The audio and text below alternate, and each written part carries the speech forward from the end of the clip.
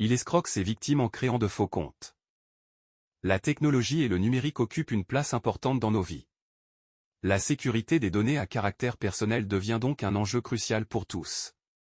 L'utilisation frauduleuse d'éléments d'identification, tels que les noms, les images, les adresses, etc. a connu une évolution alarmante.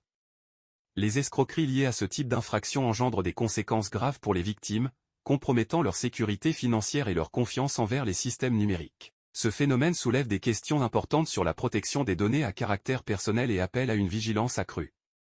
Face à l'essor des fraudes identitaires, des mesures en matière pénale et de sensibilisation ont été prises pour contrer cette menace en pleine expansion. L'affaire OKN illustre parfaitement les méthodes employées par les fraudeurs.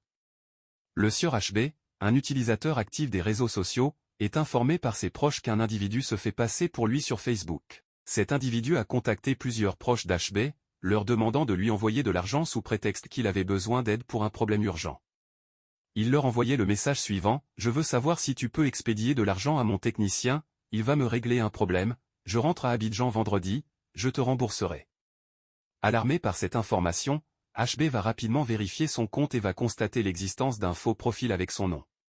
Certains de ses proches, pensant réellement aider HB, avaient déjà transféré de l'argent à ce fraudeur. Face à cette situation préoccupante, HB décide d'agir et se rend à la plateforme de lutte contre la cybercriminalité, PLCC, pour porter une plainte. Les investigations menées par la PLCC, en collaboration avec le laboratoire criminalistique numérique, LCN, ont conduit à l'interpellation de OKN.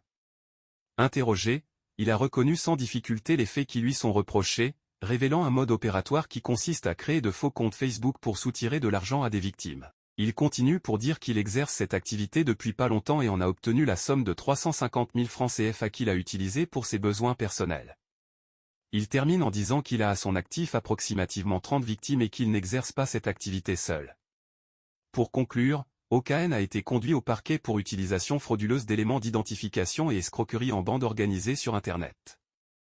Ces infractions sont prévues et punies par les articles 14 et 25 de la loi n° 2013 à 451 du 19 juin 2013 relative à la lutte contre la cybercriminalité.